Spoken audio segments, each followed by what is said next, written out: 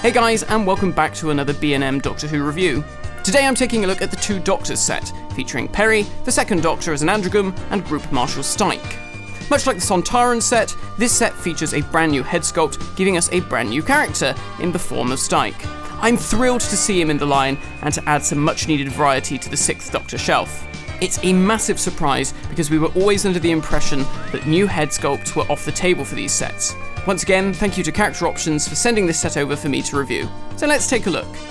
The figures are packaged in a window box with the new Collector's Type Style Guide, with the new logo, 13th Doctor's TARDIS in white, and the gold embossed limited edition sticker.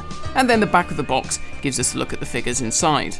Starting with Peri. Now this is a repaint of the Caves of Androzani figure with the tied shirt sculpt and the puffy sleeves. Now this works really well as it features all of the main components needed to match a Two Doctors look. So it's got the tied shirt, the puffy sleeves, the shorts with the belt and the keyring.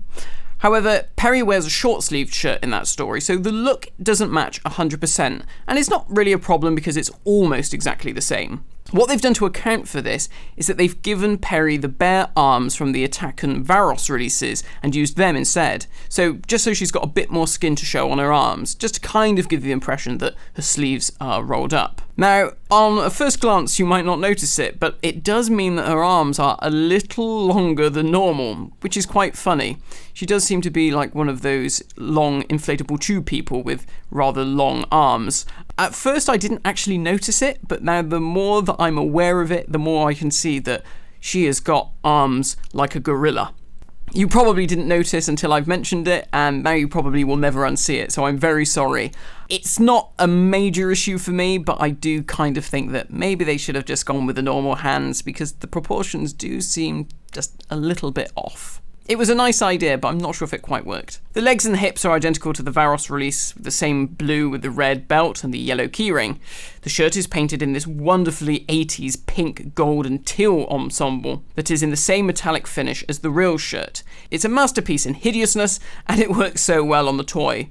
Now, the actual shirt itself I think has some sort of a tartan pattern rather than just being this sort of gold teal metallic wash over the top, but here they haven't done that. Again, this could be down to some sort of budgetary thing. To be honest, it's not a major issue for me. You look at the figure and you can instantly tell which version of Peri she's meant to be, regardless of whether the pattern on her shirt's right. So I think even in the programme, it's such a shiny mess that it's very hard to tell what's tartan pattern and what's just mad blobs of colour. Honestly, that doesn't bother me. I think it works really well. They've also gone to great lengths to include the headband across Peri's forehead, which is painted on, of course, but the pink with the various multicoloured dots is very good. The paint apps are very neat and tidy. Very impressed, because it's one of those things that you could expect it to go a bit wrong and there'd be bits of bleed and blobs and stuff, but actually here it's very well done.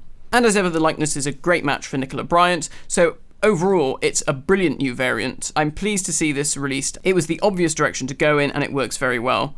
Articulation-wise, she has the standard movement at the neck, shoulders, biceps, elbows, wrists, waist, hips,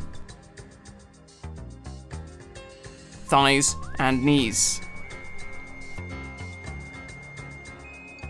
Next we have the Second Doctor as an androgum. Again, something I assumed we'd get once the Second Doctor was mentioned in that very first press release. Now, you'd be mistaken in thinking that this is just a straight re-release of the figure seen in the 13 Doctors set, now with bushy orange eyebrows painted on, because in actual fact, the whole figure has a new deco.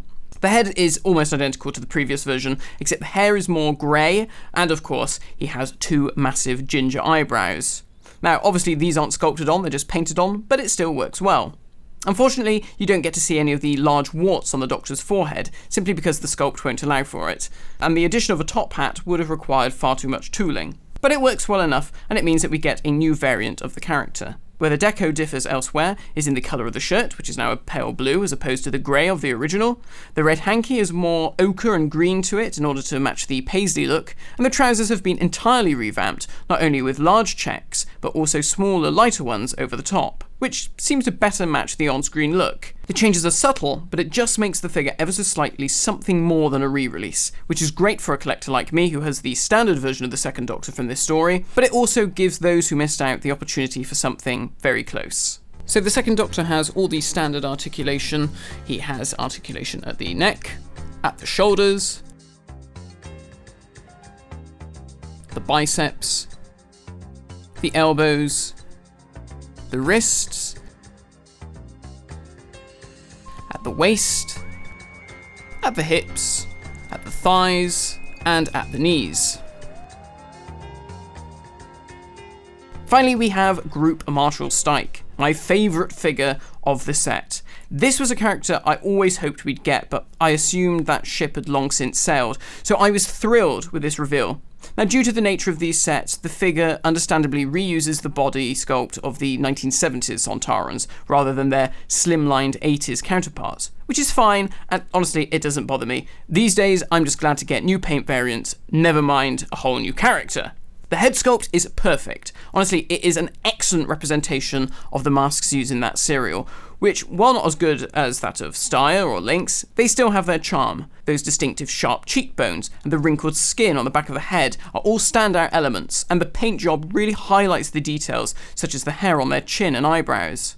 I'm so pleased with how he turned out, and I can only hope that we get his sidekick Varl someday. Now, in order to get more of an authentic look to the 80s costumes, the knee and elbow pads have been removed and silver and bronze stripes have been painted on instead, which works rather well, and the same has been done to Lynx's boots to accommodate the strange bronze shoes of the Sontarans from the two Doctors. Additional changes include a repaint to the communicator to closer resemble the two Doctors version, as well as a dark silver insignia added to the helmet. You probably can't see this very well on camera, but I can assure you there's the sort of usual insignia, and then there's like a longer one, sort of pointing down arrow kind of thing on top. A nice touch here is also the additional dark wash to the eyes. There are also some other changes to the belt. As you can see, they've only painted part of the belt to make it seem like the slimmer belts used in that story. Again, this was something I didn't notice initially, but on closer inspection, it became obvious. I'm not sure if this is something that really bothers me or not. I kind of think that maybe they could have just painted the whole thing silver, and it probably wouldn't have been an issue. But again, it's kind of nice that they've tried to match the on-screen look as much as possible using the sculpts to hand. I only have one major criticism of the set as a whole, and it's that Stike doesn't come with his blaster. The holster's there, he has it in the story, so what gives?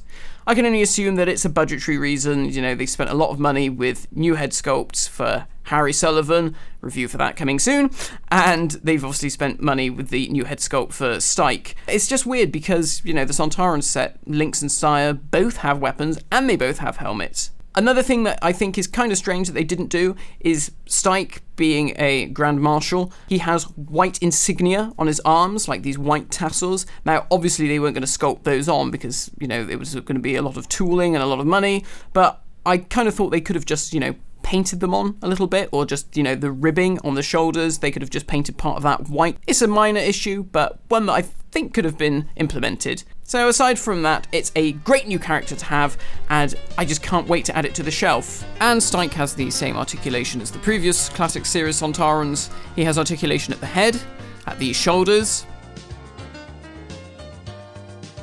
at the biceps, which are very limited because of the chunkiness of the torso, at the elbows, at the wrists,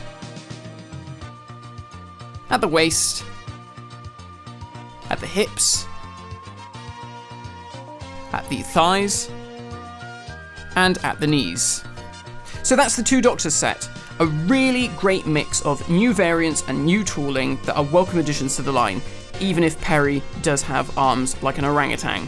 Thanks for watching this review, guys, and stay tuned for more Doctor Who B&M reviews coming very soon.